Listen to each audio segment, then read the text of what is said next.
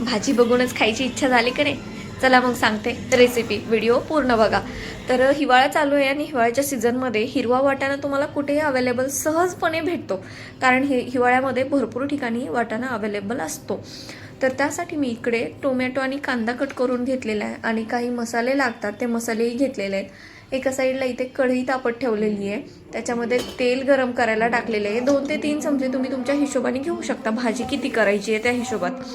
तर इथे तेल छान गरम झालं की आपल्याला मोहरी टाकायची आहे, थोडीशी, अगदी थोडी मोहरी टाकायची आहे आणि त्यानंतर थोडीशी जिरे घालून त्याची फोडणी देऊन घ्यायची आहे.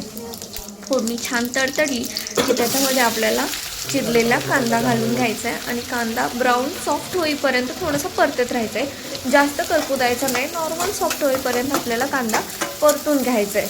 आणि त्याच्यानंतर आपल्याला त्याच्यात टोमॅटो घालून घ्यायचं आहे. तर टोमॅटो घातल्यानंतरही आपल्याला 5 मिनटं तरी परतत राहायचं आहे ते, आणि टोमॅटो सॉफ्ट होईपर्यंत, कारण आपल्याला ग्रेव्ही हवी आहे भाजीमध्ये. तर ते छान सॉफ्ट झालं की त्याला छान तेल सुटलं आहे बघा. आणि त्यानंतर आपल्याला हवे ते मसाले घालून घ्यायचे. इथे मी थोडीशी हळदी पावडर घातली आहे, 1 ते 1.5 चमचा लाल मसाला घातला आहे, म्हणजे फक्त कलरसाठी जो तिखट भेटतं ते घातलं आहे. इथे मी जिरापूड, धनापूड आणि चवीनुसार मीठ घालून घेतलं आहे.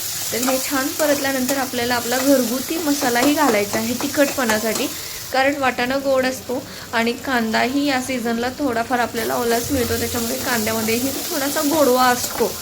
तर आपल्याला मसाला जास्त घालून घेतला तरी चालेल, तिखटपणासाठी कोणाला कशी आवडते तशी भाजी त्याप्रमाणे तुम्ही तुमच्या हिशोबात घालून घेऊ शकता. तर इथे छान असं तेल सुटलेलं आहे मसाल्याला. तर आपण आपला वाटाणा जो आहे तो इथे घालून घेऊयात आणि वाटाणा घातल्यानंतर तोही छान परतून घ्यायचा आहे. मसाल्यामध्ये पूर्ण मिक्स झाला पाहिजे, तो वाटाणा परतून घेतला इथे आपण. आणि त्यानंतर सगळ्यात महत्त्वाची गोष्ट म्हणजे कसुरी मेथी घालायला विसरायचं नाही, कारण व्हेज नॉनव्हेज सगळ्याच भाज्यांना कसुरी मेथी घातली खूप छान टेस्ट येते. इथे तुम्हाला पाणी घालून घ्यायचं, तुम्हाला जेवढी ग्रेव्ही हवी आहे किंवा पातळ भाजी हवी आहे त्या हिशोबाने. आणि नंतर 5 मिनटासाठी ताट झाकून ठेवायचं आहे, एक उकळी फुटल्यानंतर.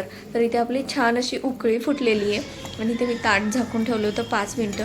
बघू शकता आपली सुंदर आणि छान अशी भाजी तयार झालेली आहे.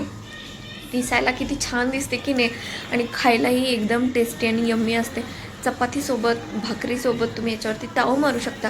तर रेसिपी कशी वाटली कमेंट करून नक्की सांगा. Thank you so much.